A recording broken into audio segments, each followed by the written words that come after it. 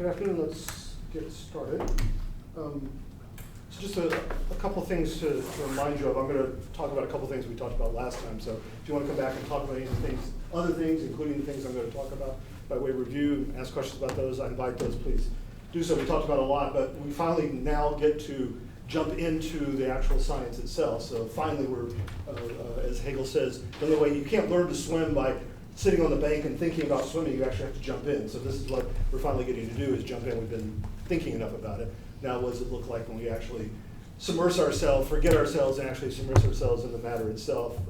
We'll still talk a little bit about preliminaries to remind ourselves, but I do want to jump in that. But here's a kind of a pattern that will recur throughout the rest of this quarter and next quarter if you stay on. And that's this. I assigned you a bunch of reading for today, right? Little segments from here and there. We're moving around the remarks, right, is what we're doing. If you didn't catch that, that's what's happening. Hegel wrote those remarks. I'm not invalidating them. Those are actual Hegel's published stuff. These aren't like the editions you see in other texts where the editors have put them in. That's actually Hegel's writing. So I'm not trying to get you not to read those things. They're wonderful, they're very helpful, all that sort of stuff. But we would never make it out of the doctrine of being. We would barely make it out of quality. We certainly wouldn't make it out of quantity if we read all those remarks with the kind of due diligence that they really deserve. So that's why I had you moving around those things. The other thing to say about that is, and it gets less like that in the Doctrine of Essence, right? So the Doctrine of Essence doesn't have quite as many remarks. There's a 50-page remark in the Doctrine of Being, in the quantity section. It's famous, it's on calculus. We don't have time to delve into all that. It's wonderful stuff there. But what you will notice is this pattern, right? I assigned you to read all of the quality section, right? All the way up through being for itself. So all the way through to this section, chapter 3. What's going to happen today in the lecture is something you're going to see happen just about every time. I'm going to be able, if I do my job well today, and that's always a question, but if I do my job well today, we'll make it to affirmative infinity, right? So I'll leave this transitional material for next time. But I need you to read it, so please don't think, oh, he's not going to talk about that, so I won't read it. No, I need you to go ahead and read it. So next week, you'll see the assignment is to read all of quantity. Same thing's going to happen there. The last chapter of quantity is transitional. I'll put it off, and we'll talk about it in the session after it. So we'll talk about the first 2 chapters, typically, of each reading that you're doing in the Science of Logic. But please go ahead and read the 3rd section as well. You might want to go back, if you've got the time and the energy. I appreciate you may have neither, but if you have the time and the energy, take a look at that 3rd chapter that you read one time for this class. Read it again for the next class. It'll be really useful, because I'm going to go in and talk about those transitional questions. And that transition, particularly this stuff here, the one and the many, the repulsion and traction, are famously dense, difficult, like all of Hegel isn't, but that's particularly dense and difficult. And how is he not already into quantity when he's talking about ones and minis, right, is a typical question to have there, right? Because one of the things you're going to hear out of me today repeatedly and annoyingly, right, is there are no entities under discussion yet. There are literally no entities under discussion. I know he says something and other, right? And that sounds like we're talking about something and another thing, but we're not, because there are no discrete entities, right? There's no discreteness, right, at all to be found in quality. That comes in quantity. Right? So we will get there. But then how can you talk about, this is really ludicrous, how can you talk about one and minis, right, in that case, in the quality discussion, right? That's famously, how do you make it from quality to quantity? Hegel notes the problem, right? He says this in the general division that you read for last time, and look back at it again today if you want. He says, look, I know most people treat quality, quantity, relation, modality. Quantity starts the list, right? Does that in Kant, does that all the way back in Aristotle. Why? Because we start with things that are measurable first, entities. And then we talk about the qualities that they have. And then we can talk about them being in relation to other things, and we can talk about their modal status from there. So it makes perfect sense to start with entities, and then build from there. Hegel says, that's not conceptually how things work. This is going to cause a lot of issues, right? Most obviously there in that transition from quality to quantity, but also just in the very understanding of what he's saying already in the quality section itself, right? How do we understand these claims if they're not claims about some entity, some things in any kind of sense? Right, so that's a pattern that will recur. That 3rd chapter we'll talk about in the next session. We'll work our way up to infinity today, hopefully affirmative infinity. That'll be where we end class today. All right. Makes some sense. I posted this outline on D2L, so you've got it there. I posted it yesterday, I think. There's more to it than just this page. It's another page. I'll get to the other page if that's useful to us at a certain point, but you'll have that as well.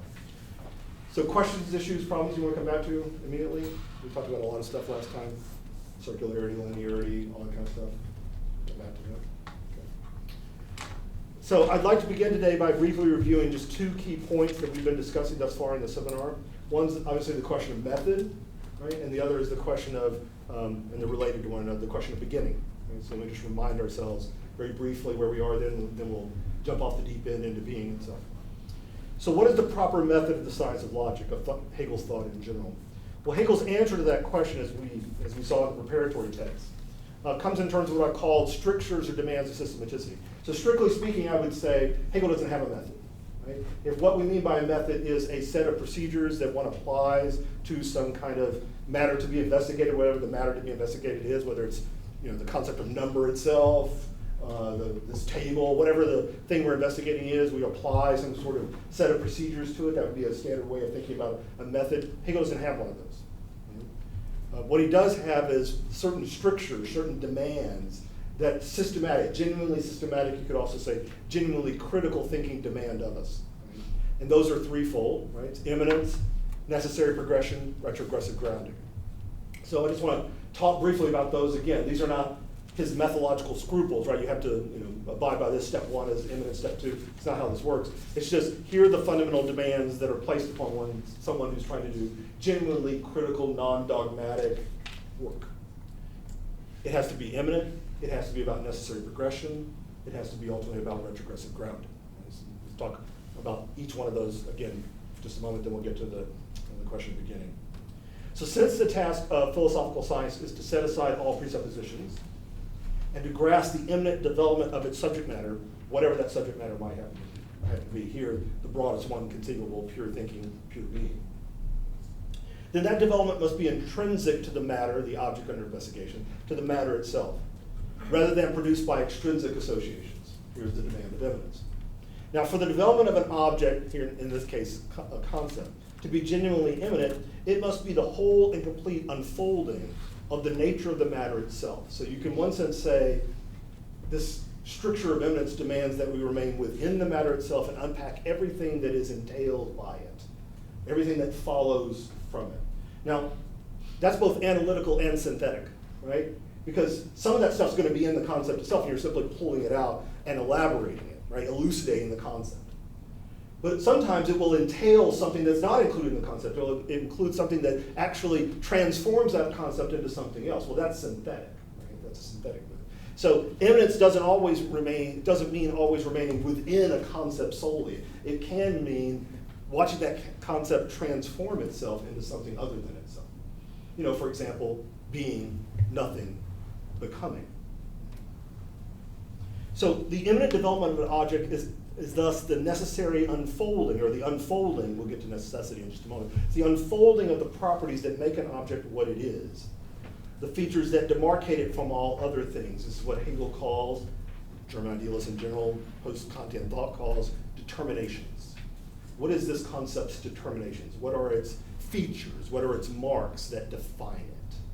Now, in conventional, traditional terms, we would say, oh, that's its essence. Right? We know what that is. That's the set of features that make something what it is. That's the rough and ready definition of an essence. Hegel knows that definition. He understands it very well. He's about to write a whole book about it, right? That's what the doctrine of essence is about. It's about the notion of essence. But he wants to say, let's slow down that train. This is oftentimes Hegel's message to us. Let's not rush into all that presumptions that come with calling it an essence. Let's just say that concepts have certain defining features. And those defining features we're going to call their determinations. That's what we are watching unfold in this progression. So we want its determinations. We want the set of properties. The aren't incidental properties, are the ones that come from that concept or whatever the matter is itself, come from that concept itself. We're going to see those unfold. We're going to see the relations between them unfold. And that will distinguish, that will define that particular concept. And it will define it as distinct from other concepts, right? So we'll get at what the determinations of that particular concept are. Just to take the most relevant, ready to hand example, what is it to be? What is it to be? What is it to not to be? What is it becoming? But notice that unfolding then leads us to the necessary progression. Because given that those determinations are mutually constitutive of the concept, of the object that we're talking about, the subject matter that we're talking about, their relations to one another must be that of necessity. So this isn't just, what set of things happen to be in place? Right? What set of things happen to be around incidentally associated with this particular concept? No, we want the ones that are actually unfolding of what define the concept itself. So we want the necessary determinations, not just any determinations, but the actual determinations that comprise or make up that particular concept, that particular subject matter. Now, since those determinations are mutually and exhaustively implicative of one another, they imply one another, that's where they come from. They have to come immanently, so they can't come from outside. So each property of a concept must of necessity entail the others.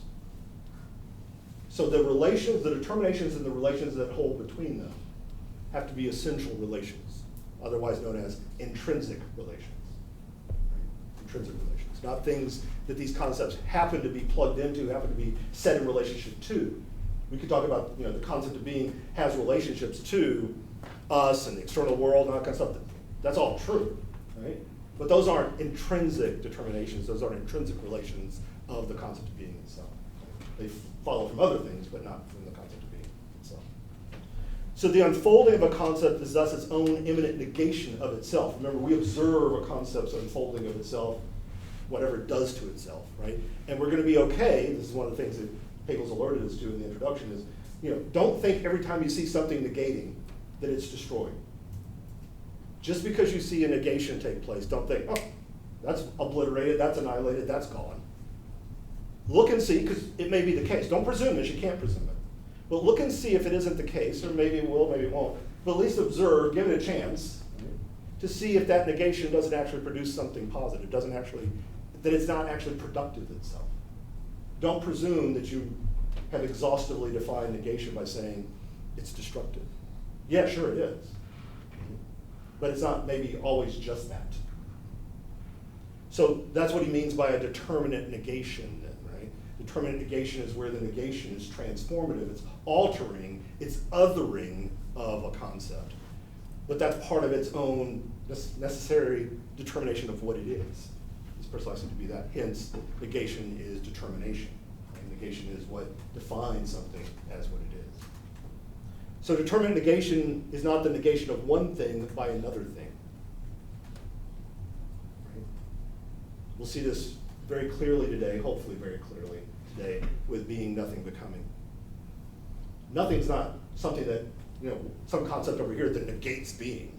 And being's not some concept over here that negates nothing. And then they get resolved together into this thing we call wonderfully becoming, which is one way in which the initial triadic structure is described. Precisely not that. Right? What Hegel says is being and nothing are the same. And he means it, full stop. There's no qualifications on that, right? They are the same. And then he turns right around for reasons that we'll look at and says, yeah, but they're not the same. So they are the same and they're not the same. Fine. Then what's becoming? It names both of those things together. That's all it is. It's not some subsumptive concept that comes along later and says, oh, okay, let me get over the quarrel between being and nothing. Let's resolve them, reconcile them to one another. No. Becoming names precisely as Hegel will famously say, the vanishing of being into nothing and nothing into being. The reciprocal vanishing of one into the other. That's all it is. That's all becoming is. And then you're going to say, oh, well, wait a minute, this thing called existence, Dasein in German, this thing called existence, right, that we get to next, that's going to reconcile. And Hegel says, actually, no, that just names the stable, the quiet restlessness that is becoming. Okay, so this doesn't work like I thought it might work. This is not one concept negates another concept, and then we reconcile these concepts together and they're, determinate negation of both. No, that's not how this works. Being overturns itself into nothing. Nothing overturns itself, negates itself into being. The one becoming the other is becoming, the vanishing of one into the other. And existence just names the stability of that becoming. That's all it is. And then, the rest of the account flows from there. How well it flows, we'll talk about, and how well it flows up to that point. Certainly, we'll be interested in all that. But that's how things work. So there's the necessity of the progression. So the modality of that development, right, the modality of these developments, the modality of this unfolding that we're observing is necessity. It's set by immanence. If you were going to remain immanent within the concept itself and unfold its determinations, and those determinations are unfolding through negation, then that negation is going to produce having determinate negation. They're going to be productive of those determinations, and so they're going to follow from one another. They're going to apply the inferential chain will be that of necessity. Then finally, the last bit, right? So immanence, necessary progression, the last stricture. Hegel will say, your job is just to observe immanence. Your job is to remember that negation may not always be destructive, necessary progression. But then finally, if all that's the case, if those strictures are upon you, then the ground won't come first. The ground can't come first. We don't begin with the ground and unfold from the ground up. We start with what is most abstract, what is most immediate, what is most vacuous. And we unfold its determinations, or we watch its determinations unfold. So we're actually moving back into what makes it possible. We're unfolding by going forward linearly. We're going forward in our deductive analysis, right? Our development. We're watching this take place. We're unfolding of this and tracking of this, tracing of this. Then we're unfolding back into the ground itself. This is what retrogressive grounding means, right? The ground, so what comes from these analyses is the truth of that which preceded it, because it's the result of that which preceded it. Right? Hegel will use this language all the time. He'll say, becoming is the truth of being and nothing. But becoming is the result of being and nothing. Both of those statements are true for you, right? In fact, because they're the result, that's how you know it's the truth. Right? To be the truth of means to be what those things are most truly. Being and nothing in their depth, in their truth, are what? Becoming. Now we don't stop there, right? We keep moving all the way to literally the end of the book.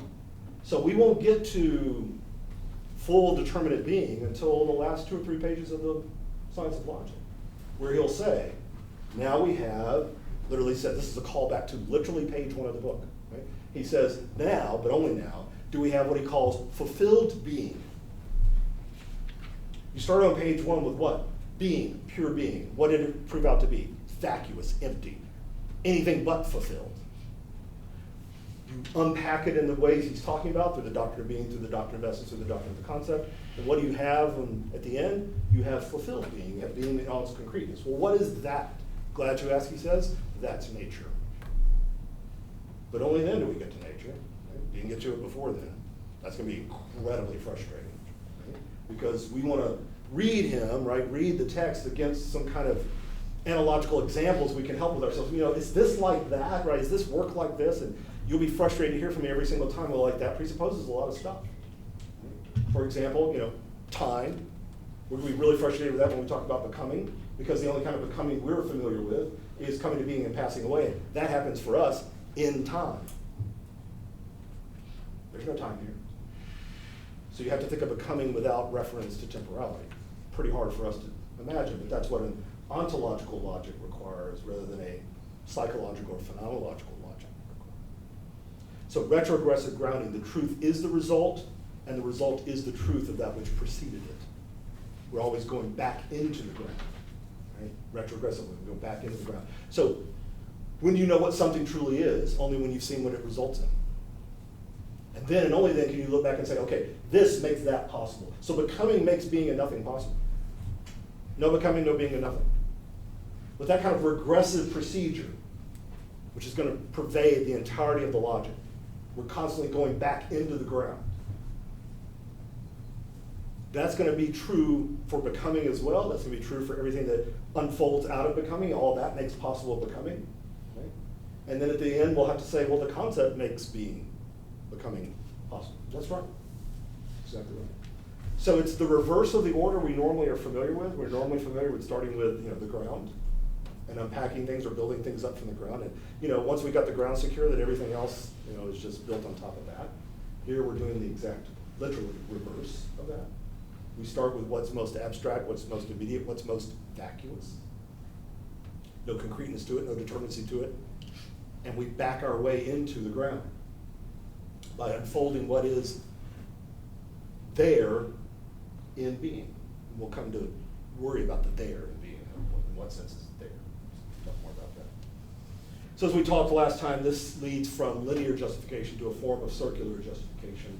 We talked about that at the end of class last time. I don't want to get lost in the weeds of that again, but it at least means this, I think, right? Just from what I just said, right?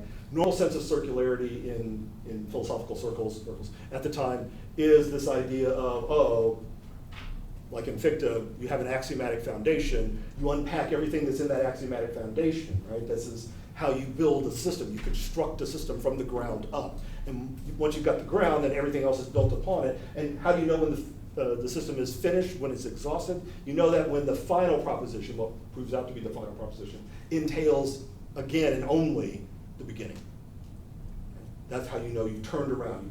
You've exhausted all the knowledge that was there to be had in this axiomatic first principle, whatever that axiomatic first principle might be. For Fichte, of course, it was I equals I, but it could have been other things, right? In other philosophers, it was being, others thought different things, right?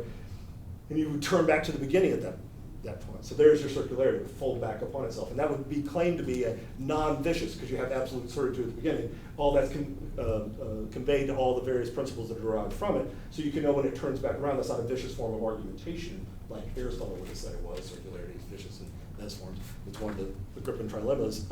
And you've actually not violated that. You've got a virtuous form of circularity. Well, here's the problem in Hegel. Number one, there is no axiomatic foundation. Being is not an axiomatic foundation. We don't start from the certitude of being.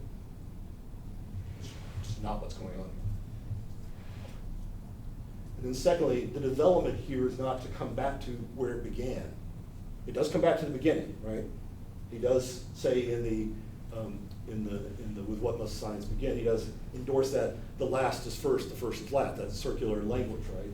But he says that's a circulation. You come back to the beginning, but not in the same sense.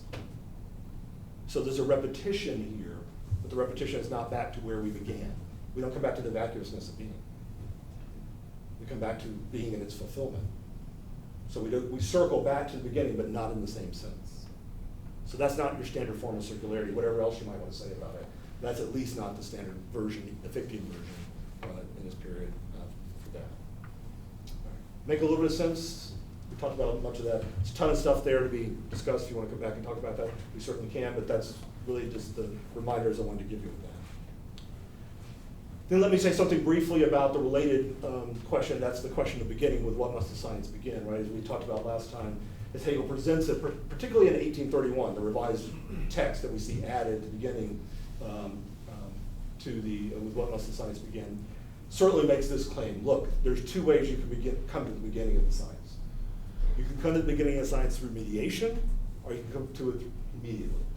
You'll get to the same point regardless. Let's remember that, right? That's Hegel's main point. The point you'll get to, regardless of which route you take, the mediated or the mediate route, is the same. You'll get to pure thinking.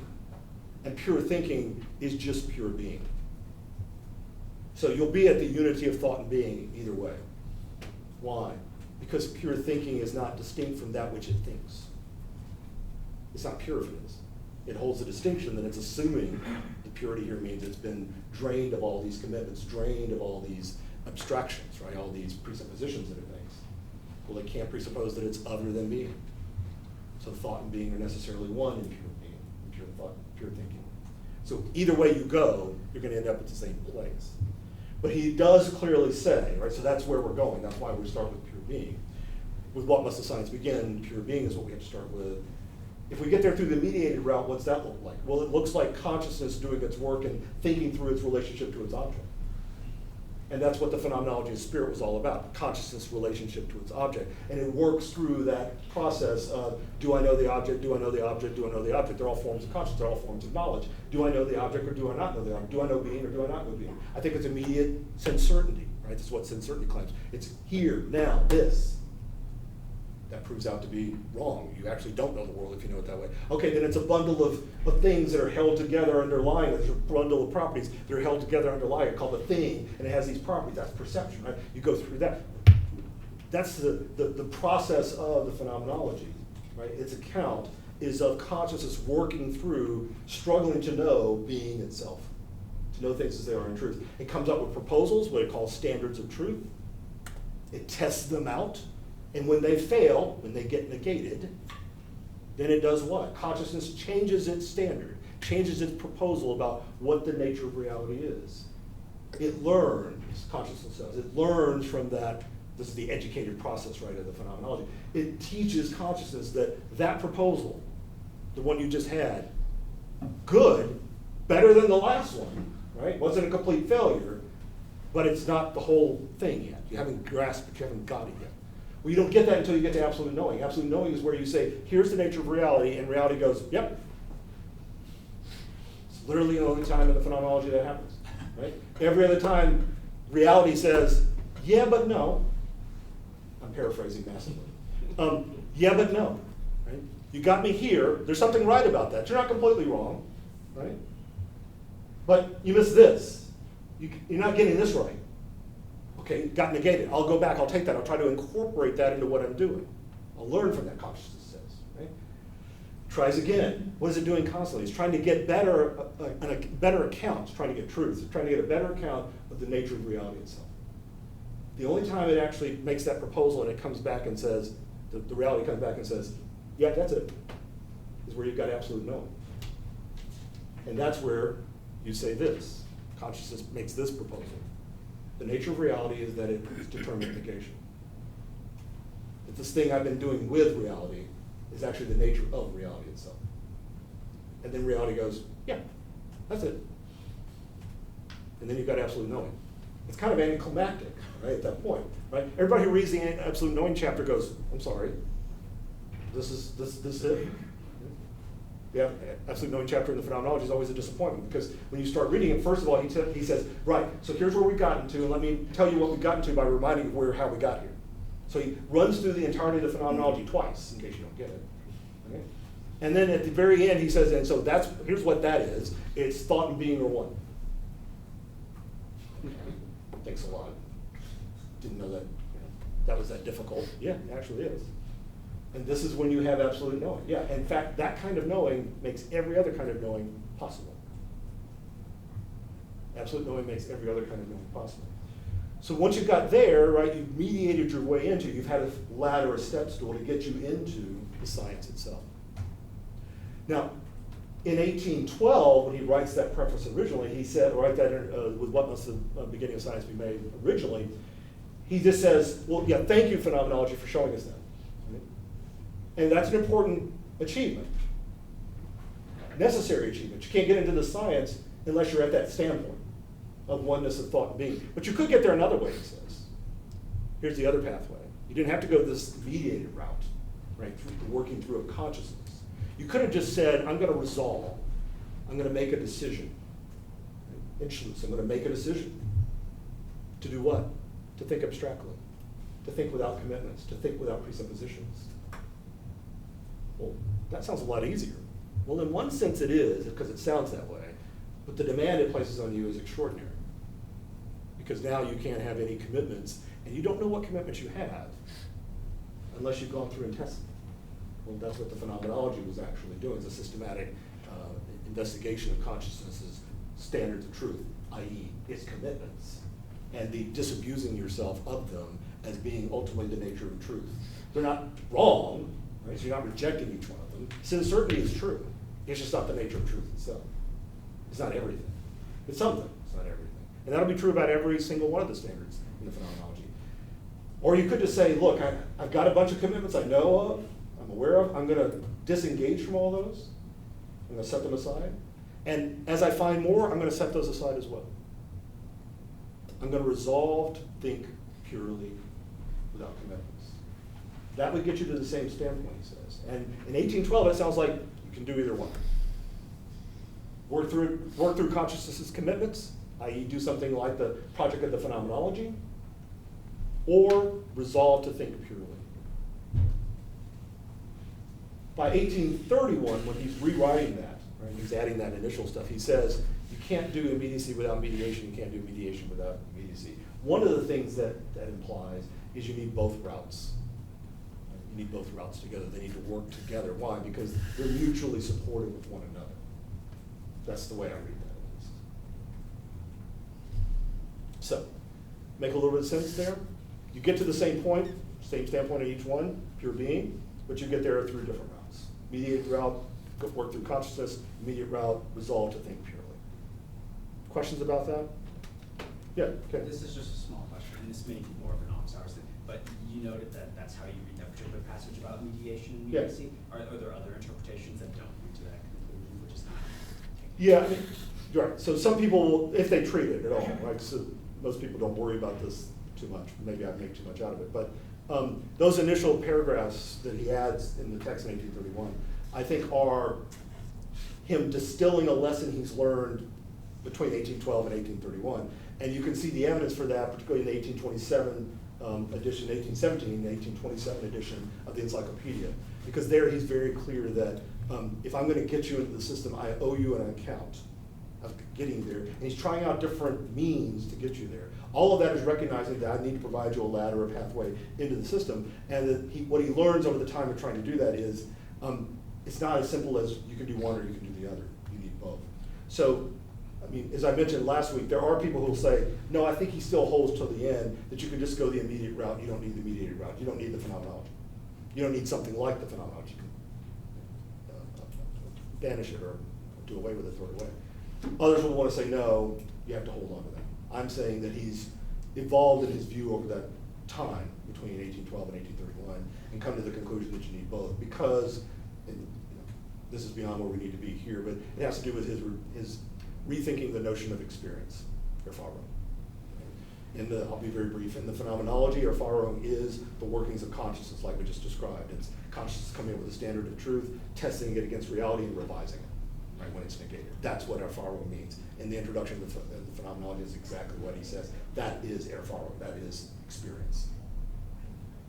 But by 1817, certainly 1827, experience now means Erfahrung, same term. Erfahrung now means the fund, the repository of all my traditions and historical achievements and all the stuff that comes with me, all those presuppositions, all those commitments I already have, by being this historically situated human being that I am. And now that's got to be used and worked through rather than tested out. It's got to be worked through in a different way than he thought about it. Is that useful, helpful? Other questions, comments? All right, so let's take a look then at the doctrine of being. And we'll get into the actual first bits about being pure being in just a second. But let me just start off with a little bit of preliminaries, like Hegel does. And I think these preliminaries, I'm talking about pages 56 and 57, and then in the translation, then over to, obviously, page 58. So those 3 pages are Hegel saying, look, I'm about to plunge into the system itself. Here's the guideposts, right? Now, these aren't put in place and then he follows the guideposts. He's reporting to you what the system will show. So these things are useful, but they're not usually useful on the first time you go through them. So when you look at this first bit on the general division of being on page 56, he says, being is determined first as against another in general. Secondly, is internally self-determining. Thirdly, as this preliminary division is cast off, it is the abstract indeterminateness and immediacy in which it must be the beginning. And you want to say what? So if you read that and thought, I don't even know what that wants to say, let alone if it comes even close to saying it. It all sounds like nonsense and gibberish, right? There's a lot of immediacy, mediation, and stuff. And then he starts to unpack it, right? He does say, according to the first determination, being partitions itself off from essence. Okay, so this is like the big division. And that's exactly what he's talking about. He's talking about being is distinct from essence. Well, we haven't even got to essence. We don't know how they relate to one another. So that particular distinction is incredibly important, but really not what we know right now. The thing you ought to take away from that is to say this. Essence stuff isn't here yet. That's good enough.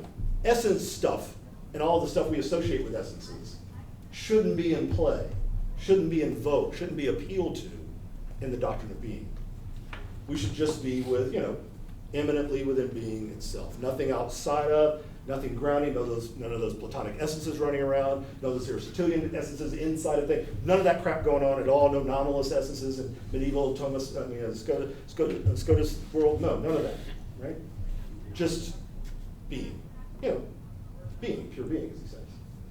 And then he says, according to the second, this is the next paragraph down, according to the second determination, it is a sphere within which fall the determinations of the entire movement of its reflection. Now he says, here we have quality, quantity, and measure. Well, if you looked at the table of contents, you know, oh, those are the 3 chapters in the being, the doctrine of being section, right? So that's what we're going to be talking about there. Why we're talking about quality, quantity, and measure, who the hell knows, but there's its basic structure.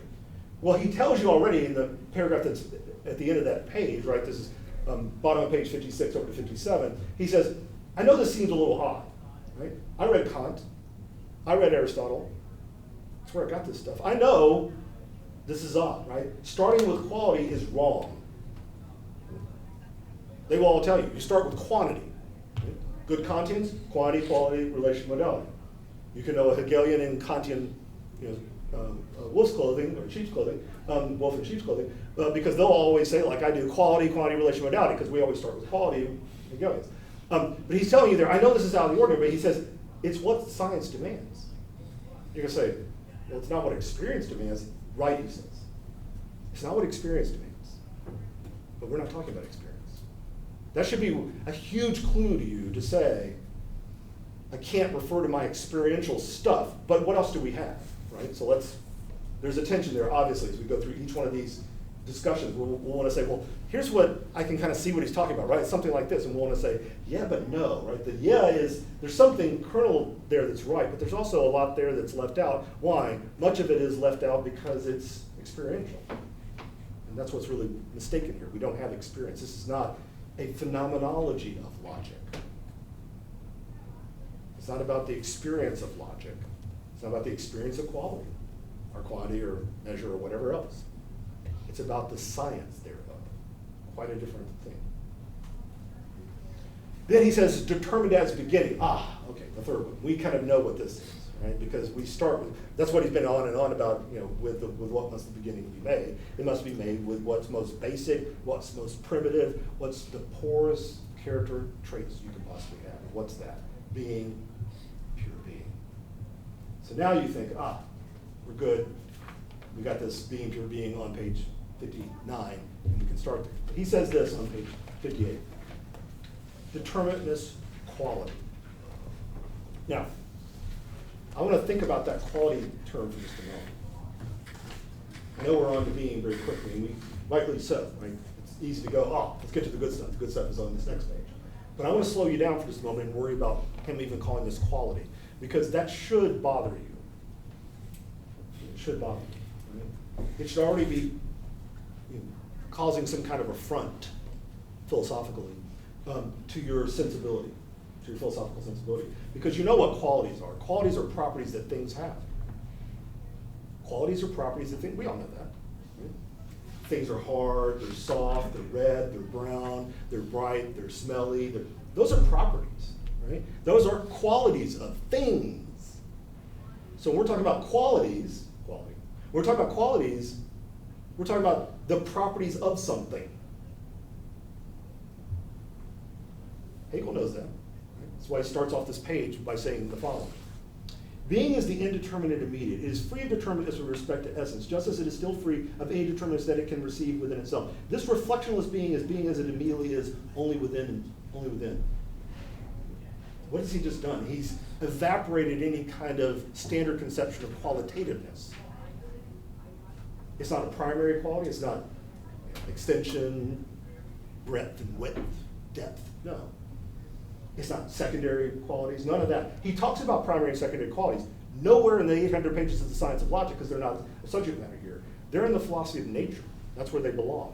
You don't have primary and secondary qualities until you have objects, in particular natural objects, and you don't get those, frustratingly, until you get into the philosophy of nature. So he's well aware of the distinction. He's well aware of what those terms mean. But he still thinks quality is the right term here to be thinking about first, and the right covering category to be talking about with being. Why? Because quality here means reality, that something is. So he says, since it is immediate, is being without quality. Well, I don't know if you read this, Hegel, but your own title says quality. So now you're talking about something without quality. How does that work? But the character of indeterminateness attaches to it in itself only in opposition to what is determinate or qualitative. So we're about to hear about how things get determinate, how they get qualitative in some way. In what sense qualitative? They can't be secondary or primary quality, so what do we mean by that? We mean by that reality. Determinate being thus comes to stand over and against being in general. Here's where we move on from being to determinate being, and what he'll call Dasein. With that, however, the very indeterminateness of being constitutes its quality. So now, what's the quality of being? Its own indeterminateness. That's what it is. That's, if we want to use that language, that's its defining property. It will therefore be shown that the first being is in itself determinate, and therefore secondly, that it passes over into existence, is existence, that this latter, however, as finite being sublates itself and passes over into the infinite reference of being to itself, it passes over thirdly into being for itself. That's his quick preview, right, of the entirety of the quality chapter. Right? That's what those are, and you'll get those every single time. He's giving you, in other words, the big overview. That's what the general division of being was. Now he's giving an overview of this particular chapter, and he's just marking the major points of reference. Now the reason why I'm pointing that out to you now is twofold. One, I highly, highly recommend that you read these. And if you're mystified by them, don't let it stop you, right? Because you will be, because you don't know this stuff yet. You know, that's just the road marking. It's like a map. But the second thing I want to say to you is once we've worked through the stuff, these are excellent places to go back to and go, okay, let me now, because that's what Hegel just did for you, reconstruct the analysis. It's going to be easy, easy, easy to get lost in this text, in the weeds, rightly so, right? Because the weeds are what matter for Hegel. But every once in a while, you need to come up for air, right? If we're swimming, right? You need to come up for air. And to come up for air means, oh, okay, let me just remind myself where we're supposed to be here, what's supposed to be entailing what, how this stuff's supposed to be working out. These passages, brief as they are, but thank God they're brief, will give you an overview of what he thinks he's been able to show. So take these as the report of the investigation's findings. Read those in that way, and they will be useful to you on the first way through. They'll be mystifying, right? This is like a map of terrain you haven't been through. But then once you've been through the terrain, go back and look at the map and go, oh yeah, that's there. It still may be blurry sometimes. You go, he's saying that entails that, but I mean, I read that, I don't really know how that works. That's a question. Bring that to class, we'll talk about that. But this is a roadmap for you. Helpful? Now, finally, let's talk about quality for just a second, and we'll be on to being itself. So, quality, the qualitas, the qualis, of what sort in Latin? That's what that comes from. It's the immediate determinacy of being, as he said there. We would normally call it the attributes or properties of something. And he says it's reality, negation, and then limitation. Now that's taken straight out of Kant. Straight out of Kant. If you go look at the quality categories in Kant, they are literally reality, negation, limitation. Those are what Kant says lay the basis for what he calls the anticipations of perception. So, are we just doing Kant here? Well, Hegel thinks Kant was onto something. That Kant was right. Remember, he said there was an exoteric teaching, which is destroy metaphysics. I mean, that's what the first critique does, gets rid of metaphysics. But that implies there's an esoteric teaching.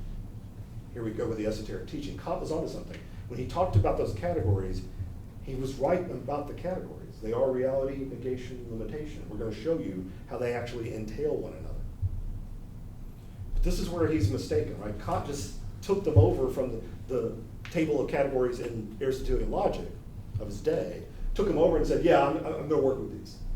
And didn't ever provide any kind of demonstration of why they were the right ones and why one of those entails the next one. That's precisely what Hegel's doing here. So he's going to show you that being, nothing, becoming entails, surprisingly, reality, negation, limitation. So we'll see that play out precisely here in the unpacking of that. So qualitative determinacy then, qualitative determinacy as we're talking about in the science of logic, is what is required to mark something as being classifiable as being at all. Just being at all.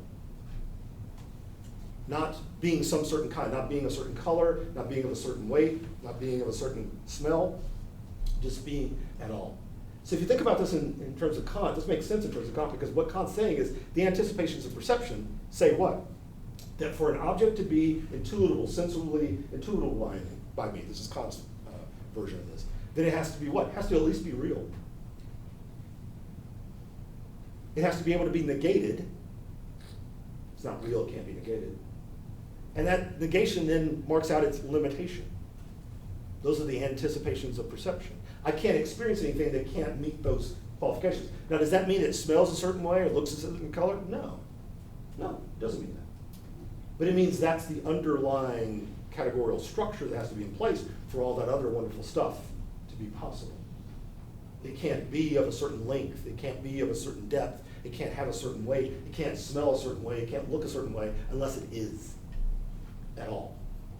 Reality has to be able to be negated, says Kant, and that leads to its limitation. Now we're going to see there's a lot more to think about there, according to Hegel, than what Kant just did with it. But that's at least the status of the categories that we're dealing with here. We're dealing with what you could call first-order categories, not the second-order categories that we normally associate with qualitative determination. What we normally think about is the extension, the breadth, the width, the depth, those kinds of things. That's primary qualities. Secondary qualities are the things that are experiential for us. None of that's on the table here, but everything that makes those things possible is. We're dealing with let me now put a term that Kant would never use, the ontological underpinnings of all of them. So Hegel is arguing for the lower order, more fundamental claim that in order for something to be read, or to be a field, for example, those things must first, in the order of being, not in the order of knowing or time, they must first, in the order of being, exist. They must be real or not. So the fundamental qualities, the most fundamental classification of all things is either they are or they are not. They are real or they are negation of reality.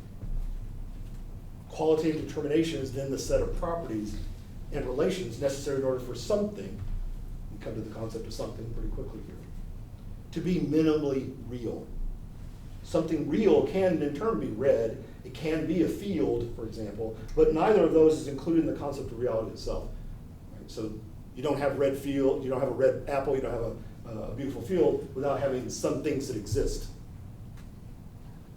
So qualitative determination is thus a necessary, but not a sufficient condition for something having any sort of particular quality. So it's the quality that makes all other qualities possible. It's a hyperbolic way of putting it. So Hegel's analysis shows that to be real requires a self-relational structure. He's going to call that self-relational structure infinity, which doesn't sound like our standard notion of infinity. It does not. But that's what he means by it. It's a self-relational structure, whereby something is able to be itself, be one, and by being other than itself. It is itself, it's one, by being other than itself, being many ones. How's that going to make any sense? We're not even talking quantity yet. How can you do one and many? One and many. Can we even talk about that? And that fundamental relation fully picks something out or specifies it as real, as existing, as being. So Hegel refers to that structure of something being real by necessarily becoming other than itself, as being for self. Für sich sein. It's the last chapter. We'll get there next week. That's the process. And here's the thing. Hegel will always start with some concept, show that that concept entails relations, and then pretty quickly say those relations entail processes. Standard way of unfolding for Hegel. He finds it repeatedly to be the case. So what's the process? The process is infinity. Infinity is not a thing. Infinity is a process. We will, in this class, speak strangely of infinitizing, because that's the way Hegel thinks about it. Thinks about it as a process. He says, famously, in being for itself, qualitative being is brought to completion. It's brought to its consummation. It is infinite being. And he says that on page 126, the first line on 126. Make a little bit of sense about quality then? Then we'll come to quantity next week, or pretty soon in next week, and we'll go through the same sort of discussion, right? What do we standardly mean by quantity? We mean by that standardly, we mean by quantity things that are measurable, things that are quantifiable, or things that are discrete. We can pick them out and measure them. And he will pick up on Kant again. This is Kant in the categories of quantity. Kant has the categories of the determinations of that concept of quantity: unity, plurality, and totality. Those are the axioms of intuition, or like the basis for the axioms of intuition. Right? So we'll talk about those next week. All right, then finally, page 59. Enough of the previews, coming attractions. Here's the actual full thing. As you're quickly going to find out, it's actually not. Right? Let's go through it. So being, pure being, it's not even a full sentence. Right? Let's acknowledge something straight out. Being, pure being, without further determination. There's no predication there. Right? So that's not an SSP statement. That's just being, pure being. So it's almost like, I hate to use this word because it suggests other things. It's almost like conjuring, right? Boom, right? This thing happens. Being, pure being. I take it to be Hegel announcing, here's what we're trying to think. Now, here'll be one of the temptations, right? Oh, this is the thought problem. Because look what he does. Being, pure being, without further determination. Take the breath there. That's what that's supposed to do. In its indeterminate immediacy, it is equal only to itself and also not unequal in respect to another. So there's no relationality. It's just no determination whatsoever. It has no difference within it, nor in the outwardly. What does that mean? If any determination or content were posited in it as distinct, or if it were posited by this determination or content as distinct from another, it would thereby fail to hold fast to its purity. Those would be relations, right? And then we would say, well, it's not pure. So when I said without further determination, I meant it. It is pure indeterminateness and emptiness. So he just wants to set the stage. We're talking about no determinations whatsoever. There is nothing to be intuited in it, if one can speak here of intuiting, right? Because how could we even talk about that here? This is a kind of intellectual intuition problem, right? We're not grasping anything here. There's nothing to be grasped.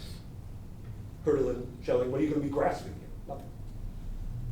There is nothing to be intuited in it, if one can speak here of intuiting. Or it is only this pure, empty intuiting itself. It's vacuous. Just as little as anything to be thought in it, or it is equally only this empty thinking. Being the indeterminate immediate is in fact nothing, neither more nor less than nothing. All right, so if you didn't get anything else out of that first paragraph, right, you should get being is vacuous. And therefore being is nothing. And you want to say, well, he just told me that it's vacuous and empty and nothing because it doesn't have any determinations. Right, I got it. But it sounds like the determination problem is a mental problem. It sounds like you could read this and say, oh, well, that's a thought problem. I've tried to ascribe things to being, and I've run into these problems. I gave it determinations, but then I'm not thinking pure being. So what I need to do is just wipe away all my thought determinations that I bring to bear on this thing, and that would solve the problem, right? But that would get us to pure being. So this is a thought problem. But that leads you down the road of thinking all of the issues in the logic are thought problems. And he's just told you, this is not about thought over against being. Every time we talk about thinking, we're also talking about being. So if it's true in thought, it's true in being. If it's true in being, it's true in thought. They're not separable from one another. One of them doesn't have a problem that the other one doesn't have. They both suffer, if they suffer, from the same issues. Here, a lack of determination. So this isn't just well, we've really tried hard and thought can't squeeze out every other determination. No, this is the nature of being itself, is that if we're talking about pure being, it's devoid of any determination. It's just what it is. And so it's vacuous. It's empty intuiting itself. It's just pure thought.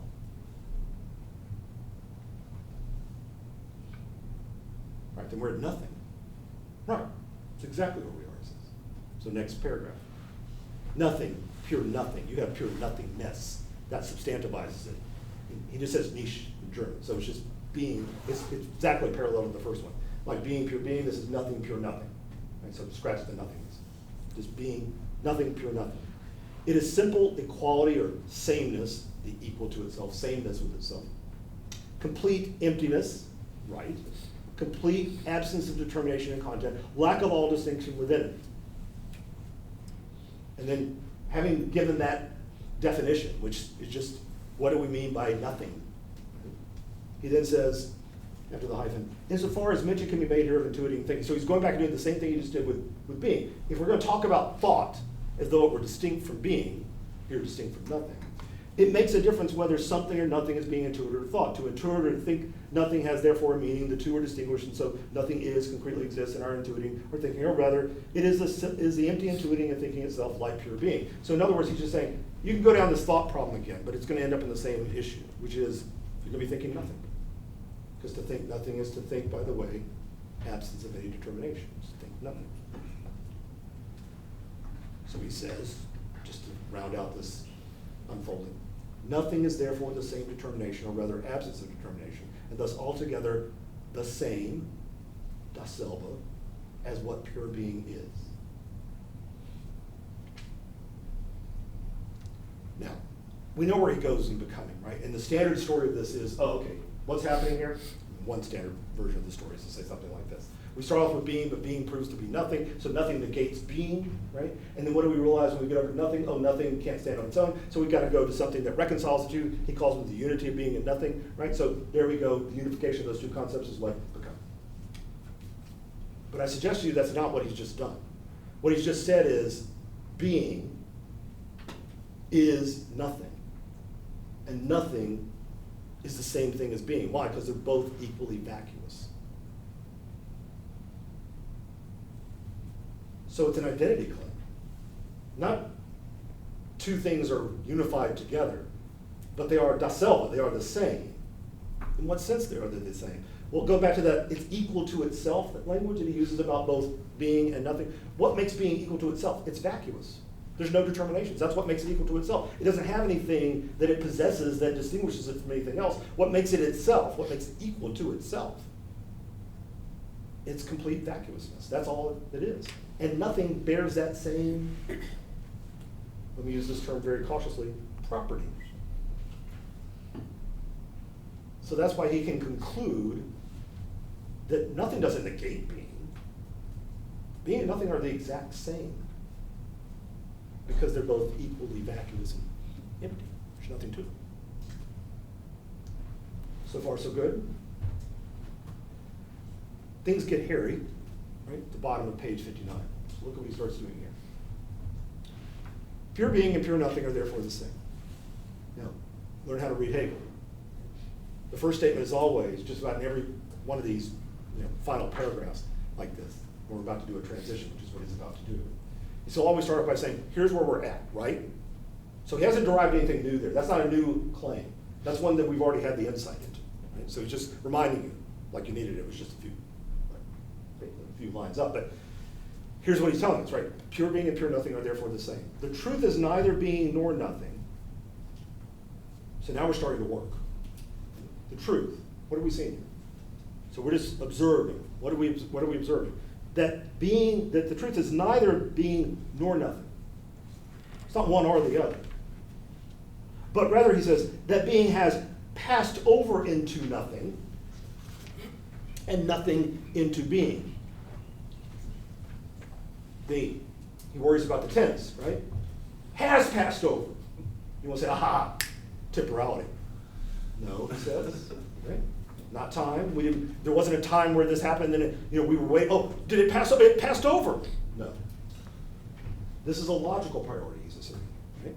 It was always already the case that being is nothing and nothing is being. If you're really thinking pure being, then you're thinking pure nothing. If you're thinking pure nothing, then you're thinking pure being. So he says, has passed over, not passes over.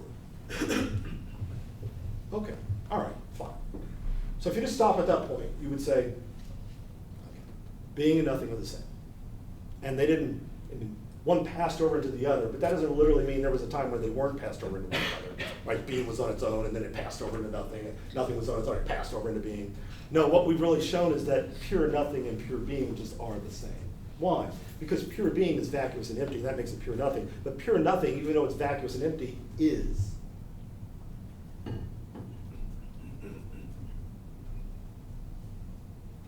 That's important to get, right? It's not just that pure being is pure nothing. That's cheap, right? Doesn't have any determinations, of course it is. The harder one to get, as far as I can tell, is that nothing is. So you could say pure being is pure nothing, and then say, but that's in advance already, because now we're moving on and we're seeing something. No, actually he wants to say that pure nothing and pure being are the same because they possess the sameness of content. They're vacuous. But that vacuousness is not only why pure being is pure nothing, that's the passing over of pure being into pure nothing, but also pure nothing it passes over into pure being. They're two sides of the same coin. If we can even speak about sides here, they just are two names for the same damn thing. Now, it's important that you stop there, right? Because what he's about to do is rip that to shreds, right? Or at least seemingly so. So we good so far? Questions about that? Make some sense? Not easy, right? He's talking about the most vacuous sense of being. He's not talking about the being of something, right? He's not talking about the being of chairs and tables and human beings and walls. He's talking about being. Anything as far as it is at all. From the Willis Tower downtown to Lake Michigan to the number 3, all those are in very, very different ways, right? So we can hear Aristotle screaming in his grave. Those are different categories, right? I wrote a whole little book about, well, literally, right? I gave a lecture series about that. How many predications can we have of being, right? Which one's primary? And Hegel saying, right, fine, got that, we'll be there later. But right now, we're just talking about anything as far as it is at all. The isness of things. It's vacuous and empty. Why? Because there's nothing that actually demarcates it from anything else or within itself at all. Well, that means pure being is nothing. Right. So there's the passing over of pure being into pure nothing. Great, got that. But what about pure nothing? How's that? Pass over into pure being? One claim he wants to make and one claim only. That even when you have pure nothing, it is. Even pure nothing is. It's not the absence of anything. It is itself. And if it is, then it's pure being. So they are the same. So he means that line there about they are the same. He means that strongly. I'm trying to build this up because he's about to say they are not the same. Literally, he knows what he's doing. He didn't forget that. He's intentionally doing it, right? So in other questions, well, let me just finish this out and then I'll take questions. He says, but the truth is just as much that they are not without distinction.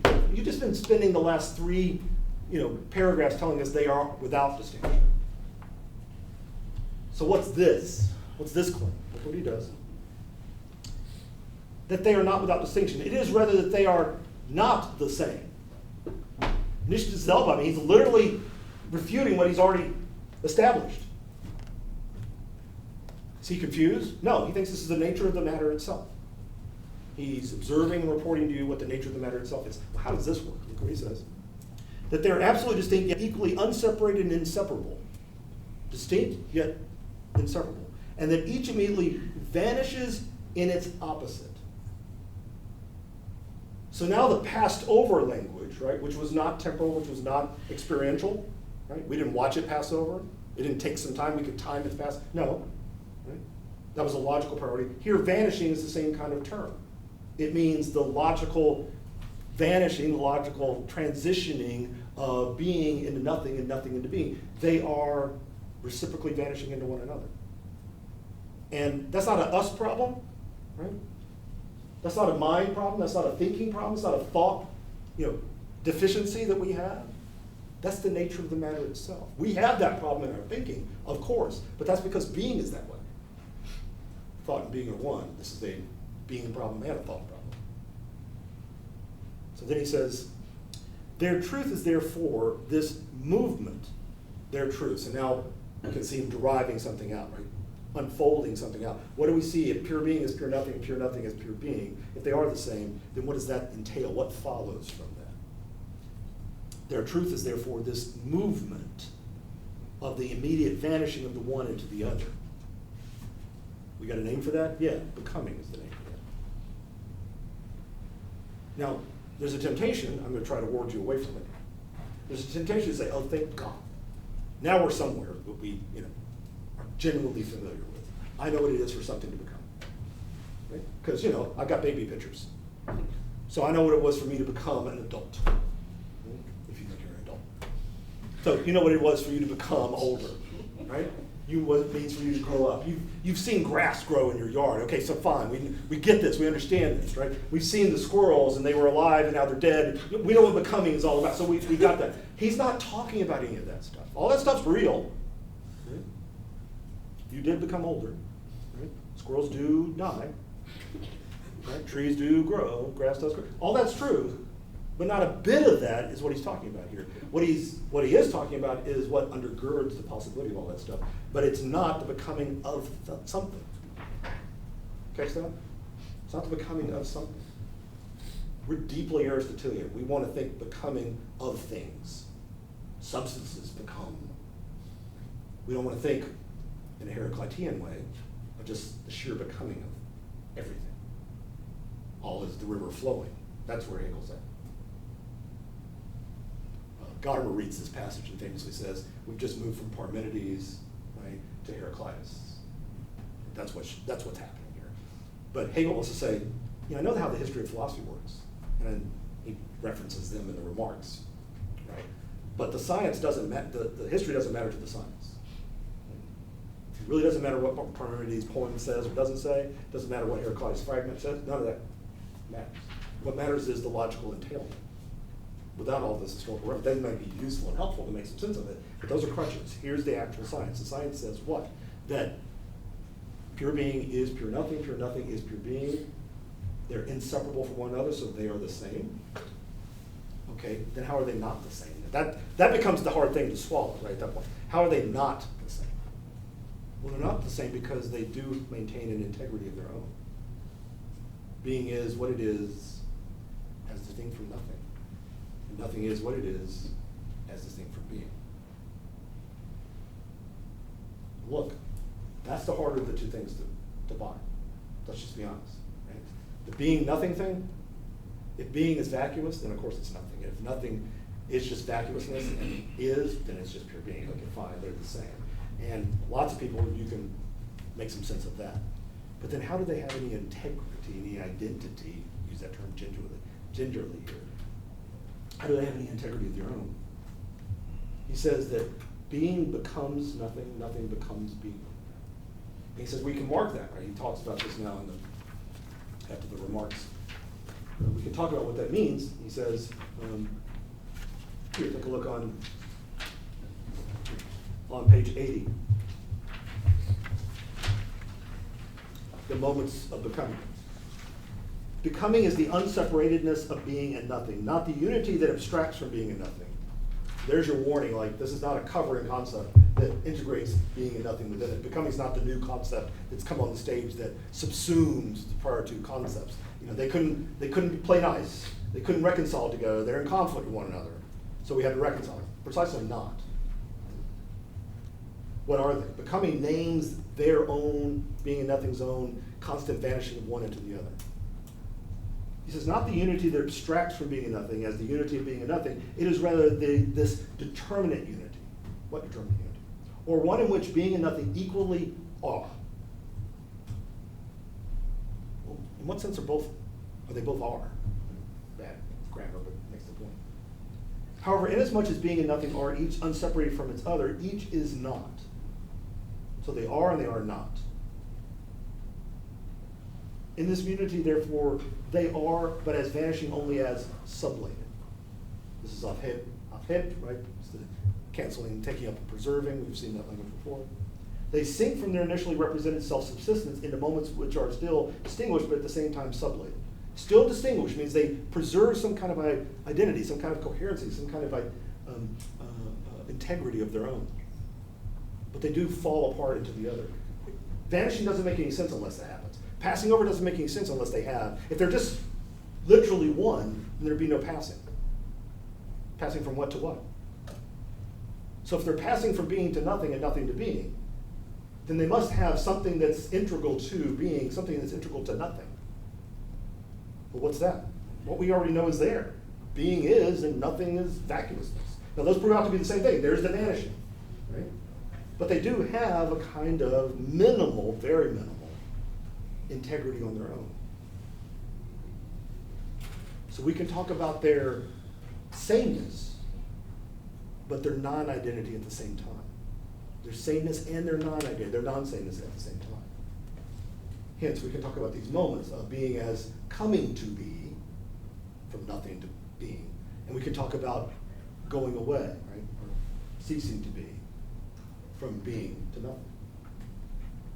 He says, and this is the second full paragraph up from the bottom of page 80. Becoming is in this way doubly determined. In one determination, nothing is the immediate, that is, the determination begins with nothing, and this refers to being. That is to say, it passes over into it. In the other determination, being is the immediate, that is, the determination begins with being, and this passes over into nothing. So there's both reciprocally vanishing into one another. coming to be and ceasing to be. Now again, you'll say, Aristotle, rolling over in the grave, this is corruption and generation. I know all about this stuff. But he was always talking about the corruption and generation of things. We're talking about ceasing to be and coming to be as such. Not of anything. There's no things. There's no entities. There's no beings. This is endemic to being itself. Both are the same, becoming it, even as directions that are so different, they interpenetrate and paralyze each other. The one is ceasing to be, being passes over into nothing, but nothing is just as much the opposite of itself, the passing over into being, coming to be. This coming to be is the other direction. Nothing goes over into being, but being equally sublates itself. Notice that. Sublates itself. It's a reflexive language, right? This happens to being. We don't do it to being. Being is doing this of itself. What we saw on the first page was being transform itself necessarily into nothing. We saw nothing necessarily, we didn't do it.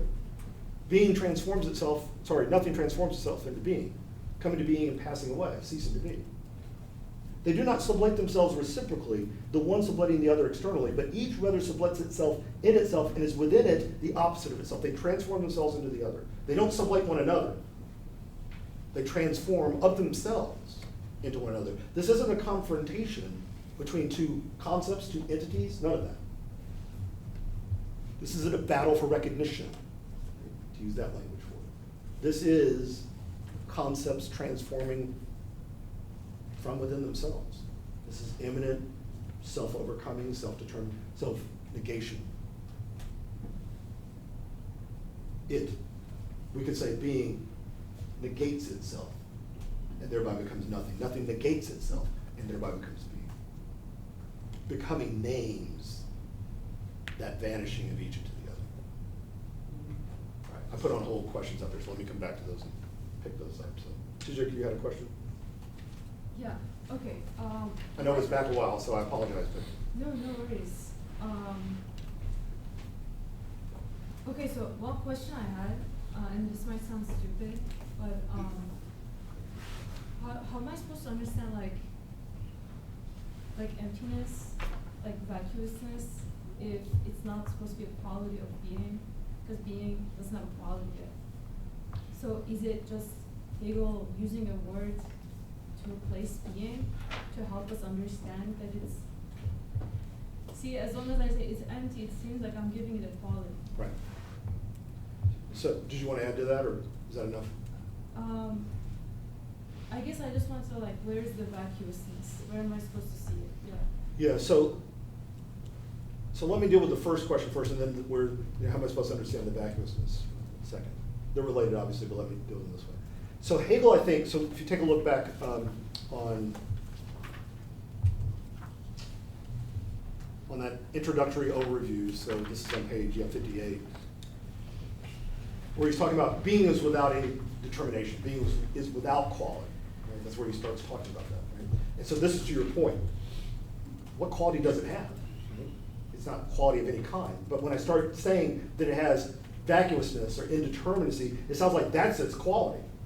And so Hegel says exactly that in this passage, right? He says it doesn't have any quality, and that turns out to be its quality. That's its mark, if you want to put it in that language, right? Its feature, its defining feature of being, pure being, is that it has absolutely no defining marks whatsoever, other than its absence of any markings. And that makes it nothing. So we know where that goes from there. So that's, he's acknowledging that we're at the very limits of where we can talk about qualities, right? Because the quality here is the quality of not having qualities. But that's what pure thought demands. That's what science demands, that we begin with absolutely nothing taken for granted, including any kind of quality. So the only quality we can have here is the quality of not having qualities. So that's the way I think he addresses that. He acknowledges the paradox of that, but that's precisely how he thinks it works. But now what about the vacuousness? Here's how I want to take that question. You can come back and tell me if this helps you at all. One way of taking that question, one way of reading the being nothing becoming just account that we have just worked a little bit through, is to say, oh, the vacuousness is we can't ascribe anything to being that'll stick. And because we can't ascribe anything to being that really will hold, they all fail ultimately. We can't do any predication, certainly not any essential predication, right? S is P, and we can't say the S is supposed to be being. Being is X, whatever the X is we're supposed to fill, and we fail at that repeatedly. So every time we fail at it, we're just bearing out the fact that, you know, it doesn't have any qualities that adhere to it that really define being as such. And but the vacuousness then is in our thought problem, right? It's our predication problem. It's something we can't do. We can't ascribe it itself. So it's a problem really on the side of thought. And a lot of people will read the being nothing, becoming thing as a thought issue. That's what's driving this. The vacuousness is the vacuousness that we bring to bear on it because we fail, our thought is not up to the challenge of finding something that definitively marks being as such. Now, obviously I've said all that to set it, it's a setup, right? To say, that's not what Hegel's claiming. That's what, in both the being discussion and the nothing discussion, that's why he stops and says, now if you want to talk about this in terms of thought, we can do that, but where you'll end up is thought's vacuous. But that's not really the main point he's trying to make. The main point he's trying to make is that being, I don't care if you're thinking about it or not. I'm caricaturing. I take that to be being a pure being. Doesn't care if there's anybody around to think about it or not. It's vacuous because that's its nature on its own. Now, yeah, is that going to be reflected in thought? Of course it is, because thought and being are one. Did you not hear? So of course that's going to have ramifications. That's what these little, call them epistemic passages are, right? The inside of each one of those paragraphs for both being and nothing alludes to the problem of, well, what if we're trying to think this? Right? But I think people have made too much of that and said, oh, well, that's really where the problem of vacuousness is. It lies within us and our inability, thought's inability, to ascribe something that really does pick out the nature of being itself. And so because we can't do a central predication of being, then that's a failure of thought, and that's what he's talking about here. That's what's driving the account. Well, that would work in a psychological account, which is fine. You can do a psychological logic. That's not a science of logic, though. You can write, and there have been commentaries written on the science of logic that do it from a psychological standpoint. John Burbidge has a wonderful commentary on the science of logic. It's very, very helpful. But it's always through processes of thought. When you try to think being, you try to ascribe something essential to it, you fail to do so, therein lies nothing. But that's a thought problem. Hegel's not saying, he's acknowledging there's a thought problem, but the thought problem comes from the being problem. Right? And the being problem is that being, pure being, is without any determinations itself. So I would say, where is the vacuousness? The vacuousness is in being, sheer being itself. When you were talking at this abstract a level, and Hegel's acknowledging this is incredibly abstract. If we're talking Lake Michigan, Willis Tower, and the number 3 are all is on this account, and there is no distinction to be made between them, then we're talking complete abstractions. Hegel's quite fine with that, but that's where you have to start the science. It's not where you end the science, but it's where you start the science, because that has no commitments to it, no presuppositions to be made. Is that useful? Follow-up question? Yeah, sure. Okay, just to clarify, I think I somehow get it, but are you saying that it's like a negative negative trait, like the negative of having a quality, just like the lack of a quality, or is it that it's a quality but the quality itself is empty? Or is it just like kind of behavior that's like the thing itself and doesn't have these distinctions to be? Yeah, so I wouldn't want to say it's a negative quality. Right? That's one of the options you gave me. Yeah. I wouldn't want to say it's a negative quality. I want to say it's the quality of having negativity built into the very nature of being itself. Okay? We haven't gotten to full-on negativity yet. We're about to. That's what he's about to tell us. But already we've got at least a glimmering of it by saying it's the same, okay, fine, but then it's not the same. That not the same, that's the negation, negativity that's inherent within being itself. So it's the quality of being inhabited by a negation or negativity, or at this point, let's just call it a non-identity. I want to try to not fill the cup too full, right?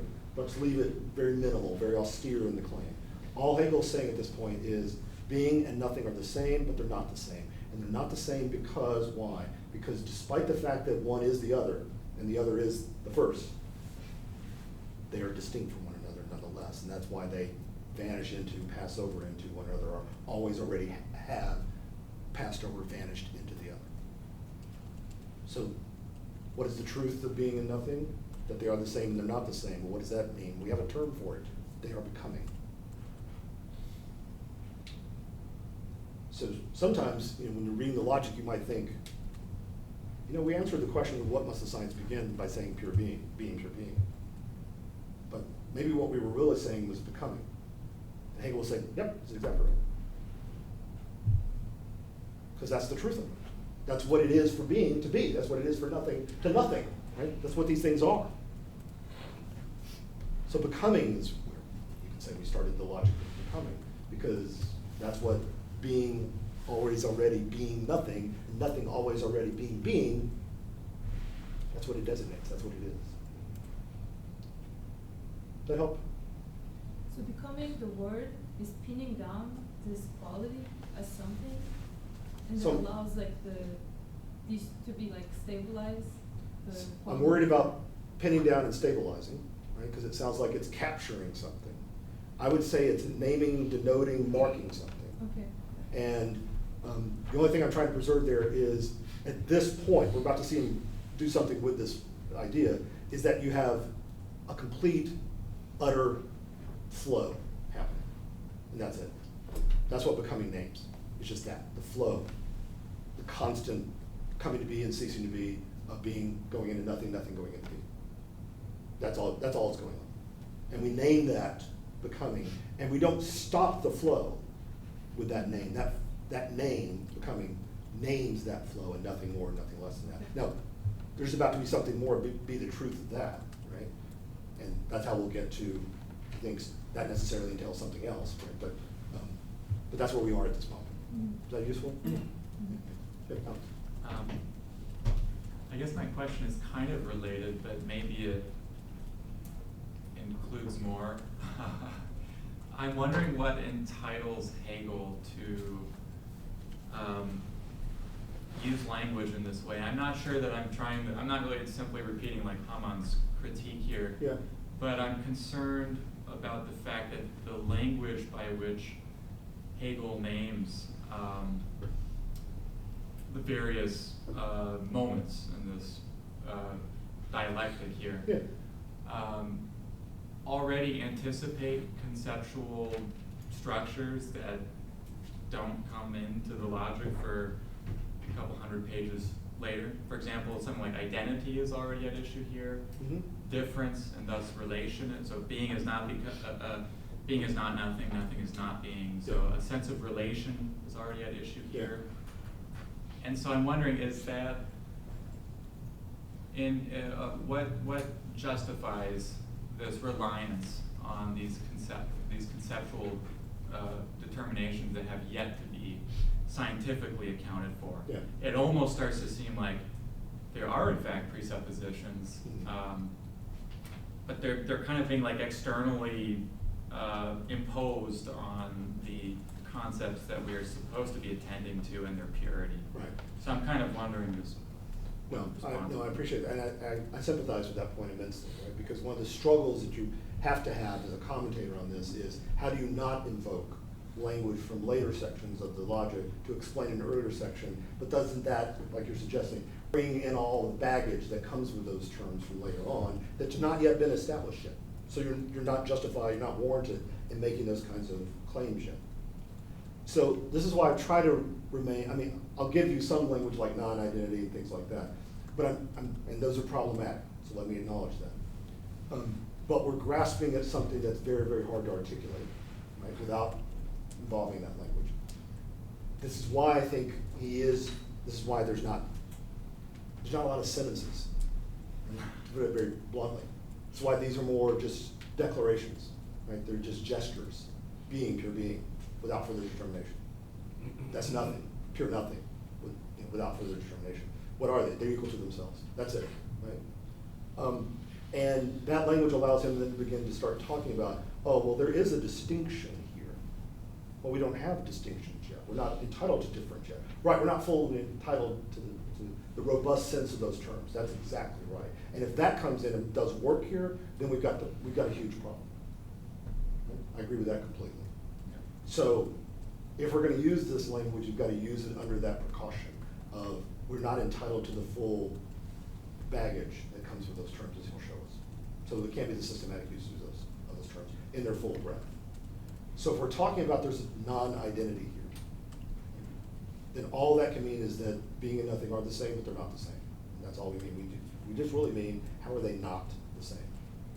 And yeah, that looks like you get to relation, but that's not a relation between, until we use it in the doctrine of essence, a relation between essence and that which exists. So we're not there.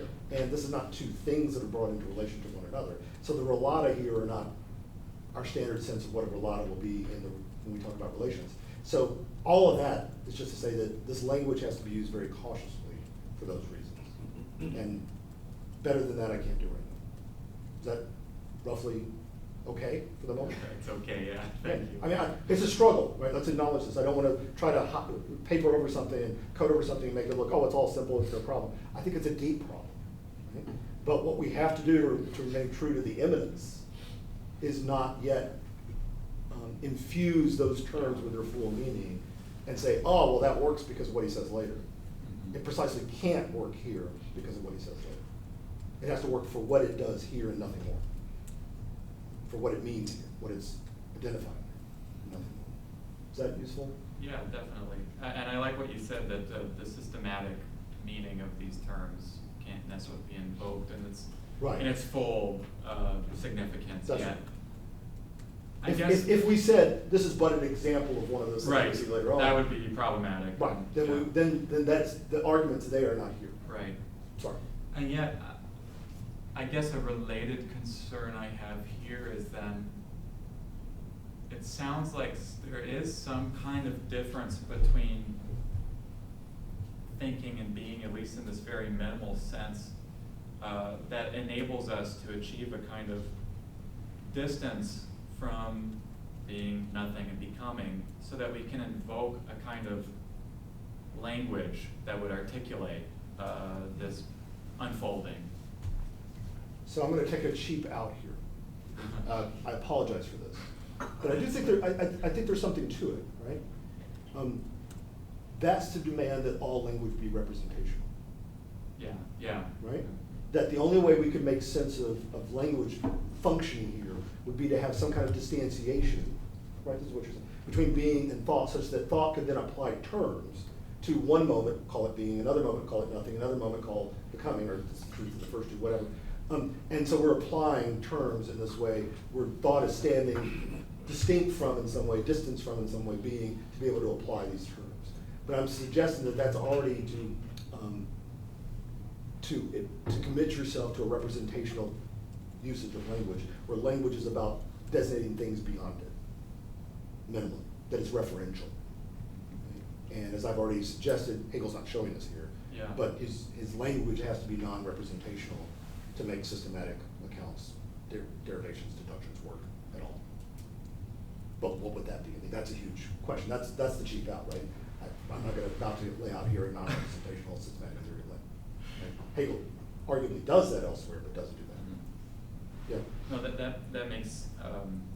That's the worry. That's all I would think. Just think about your own, what reasonable, right, supposition is, well, isn't language doing this kind of work here? Well, aren't you thinking about language in a representational way? Right. That's the kind retort. of presupposition already at work there. And Right. So this bracket worry that, about it, right? Yeah. Not refuted, just maybe that's the problem there. Yeah, I suppose another way of putting the same concern, if I can make just one Yeah, please. more comment, is it seems that given the pure indeterminacy of being, if we really wanted to sink our teeth into it, I'm just not sure how we could say anything at all. Mhm. How we would just be with Parmenides just sort of in silence, Right. of reverence before All you can say is being is. Yeah. I mean, it's I don't know. It just seems like something more is already anticipated here. But I can But think about, I mean, I like this very, very much, but think about the sort of Parmenidean challenge. The poem says, all you can say is being is. Yeah. There's not, what else is it? And Hegel says that, right? Being, pure being, without further determination. So he gives you his version of being is. But then he wants to say, but have you noticed Parmenides? Does that mean it's nothing? So this carving out being from nothing doesn't work that way? Being just is nothing? So in saying that being is, you're already saying being is nothing? So we're already violated a little bit of our silence, because now you predicated something of it. But now you're gonna have to say the same thing's true about nothing, because nothing is. But then you're saying that each one vanishes into the other, aren't you? That they pass over to, and not necessarily pass over to. So, I mean, this is Hegel's retort, right? It's Yes. him saying, I know you want to say all we can say is that being is, but in saying being is, we've already said that it's nothing. And in saying that, we've already said that it is. So we've actually already said becoming. So in saying being is, the Parmenidean, the only thing that can be said, the only thesis that can be uttered, is already to say being is becoming. And there's a longer story to be made here, obviously, right? But one thing Hegel is clearly saying is that to say that being is already to say that it's infected with negativity. That's his ultimate point, right? And as we're about to see, if reality is infected with negativity, because negation is inherent within reality itself, a lot of shit follows from that. A lot of stuff follows. In fact, everything follows. Arguably. And it's already here, right? Because nothing is within being. Being, not within, it is being. That means non-being is inherent within being itself. So the Aristotelian point about non-being is inherent within being. It's not a lower demoted thing. This is the problem with Aristotle, from a Hegelian perspective. It's generative being. So that's what we're about to find out. Is that useful? Yeah, a lot more to be done there, obviously. Stay on that, because I like this point about language, and I like the point about Parmenides' sort of challenge. No, I'm sorry. Are we at the sublation of becoming, or are we going to get to that? We're about to get there. I'll wait. You'll wait? Okay. Ken, you want? My question's on a similar line, but picking up the question of the identity difference or the preservation of it. Yeah. And we can put this aside. That's okay. If necessary. So the question in short form would be, is immediacy always preserved through the moment of sublation? Is And immediacy it's- always preserved to the moment of sublation? Yeah, so sublation is what's doing the mediating here. But if we're gonna identify the concepts as preserving some amount of integrity, then it seems that immediacy of being or nothing has to be preserved. And so, and I know that that's what plays out in the rest of this section, is that immediacy, it's not as if we get, okay, we've got mediated being and nothing in the way that entails in becoming. And so is that the way that we should identify what's being preserved in its integrity, is that moment of immediacy, and what does it mean to think that through the process of sublation? So I want to give two layers of an answer to this, right? I'm sorry for that, but I think it demands both. I'm worried about the immediacy language. Hegel uses it, right? So it's not like it's not there. It absolutely is there. But he also knows it's a problem, right? Because immediacy is always about immediate to whom, right? So this becomes the problem. It works fine in the phenomenology, right? Sense certainty is immediate to consciousness. Makes perfect sense, because there's a distinction between consciousness and its object. And if the object's immediate to it, there's no mediation to it, and it proves out to be mediated, which is what sense certainty shows, then we can think through what's the mediated and the immediate part of that's been preserved and what's been negated and so forth. So I'm just worried about using immediate to be the designation for what's preserved. Can't we just say that what's preserved is being? I think that's different than saying immediate, because immediacy is present to something, and being just is. So all the way through the book, being as the isness is preserved all the way through. It's shown to be enriched by its determinations. That's why we'll talk about fulfilled being at the end, without there being a teleological destination of fulfillment, right? But fulfilled. And yeah, that's the worry of that. So the second thing to say is that I agree with everything you're saying, but the second thing is I'm worried about immediacy as the designator for that, for the reasons that it's a reflective language. And still seems to buy into, pointing at you because you were suggesting it's not because you're guilty of it, thought and being distinct from one another. Is that useful? Yeah, that is helpful. I am guilty of it too. One of your many flaws, right? You're reflective. Just one. You're a reflective thinker. Okay. All right, we're at 4:36. Give me just a minute to at least introduce the sublation of becoming, and then we'll take a break and come back. Okay? So stay with me for this minute. I think this next paragraph, the one that starts under sublation of becoming on page 81, so much is here, and it's really useful to get this because it will be instructive and informative for every other transition you talk about in the book. Okay? So let me do the big overall message that I think is important to get from this, and then let me dive down into the weeds and unpack how it actually works. So Hegel's about to tell you that becoming has a determination. That determination is what's translated here as existence. So notice what I just said. Becoming has a determination. It doesn't issue forth into something, right? There's not some existent entity that it brings about. It's not what happens. And existence is not, again, the covering concept that now takes over for becoming, can't settle this battle, so now we're going to settle it someplace else. No. Existence, Dasein, is just the term for becoming in its determination. So it's not moving on to another concept as though this concept will reconcile a debate or a conflict that was going on in the prior concept. It is just the name for the determination of that concept that unfolds from that concept itself.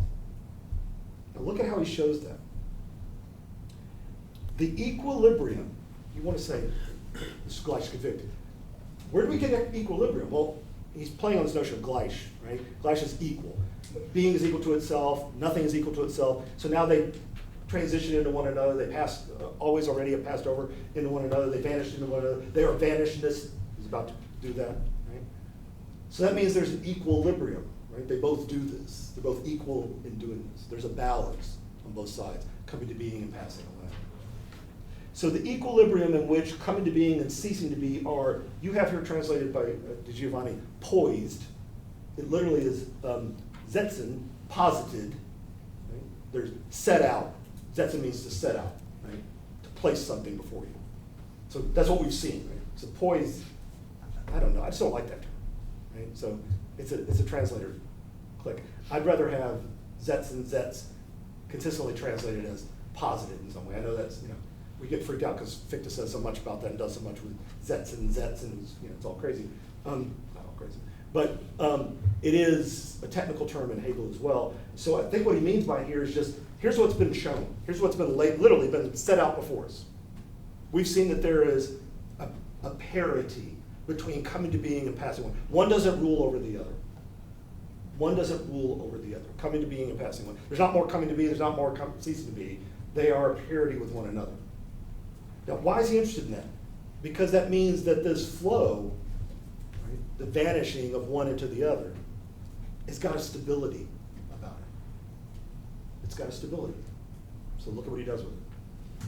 The equilibrium in which coming to being and ceasing to be are posited is in the first place becoming itself. So each is what it is, and it is by virtue of coming to being and passing away.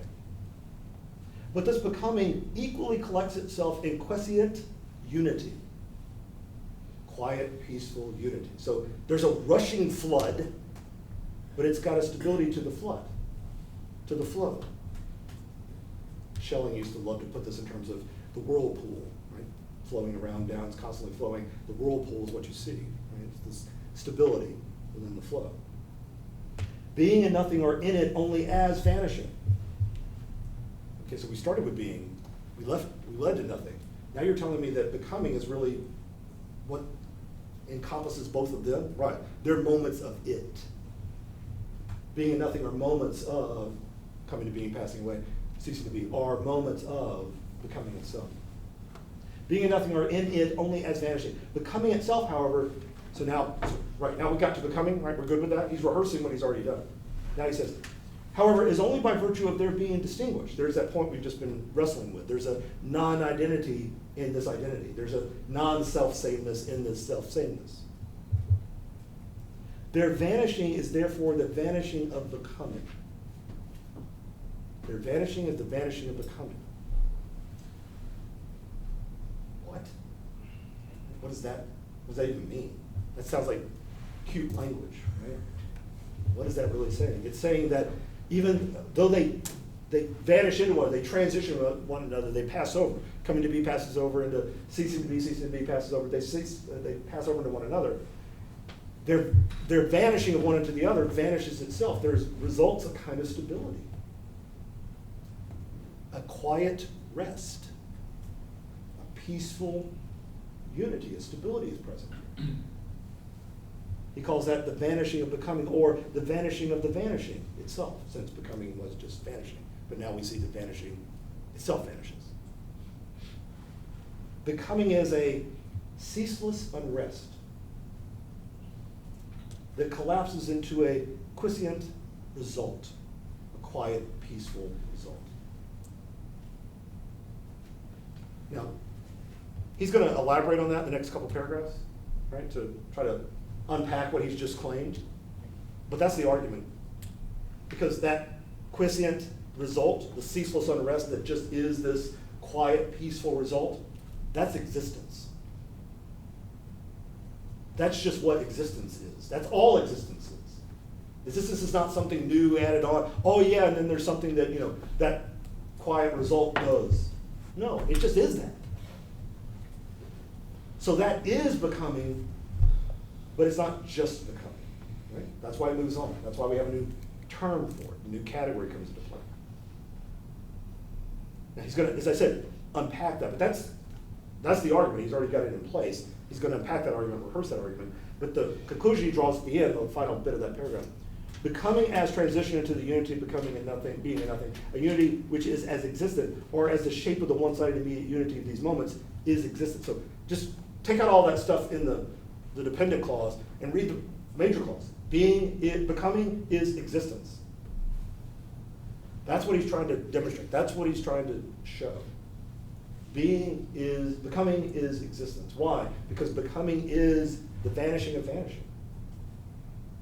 If that's right, if that works, right, then we're in a new category. Necessarily so. That's not becoming anymore. That's becoming's vanishing of itself. Now it doesn't go away, right? Again, this is negation that's inherent within things, but it's negated. Just like being negates itself and is nothing, nothing negates itself and is being, we name that becoming. Becoming negates itself. Vanishing vanishes. Nothing negates it from outside. Nothing comes along and says, stop that moving. The negation comes from within. It's becoming itself other than itself. It others itself.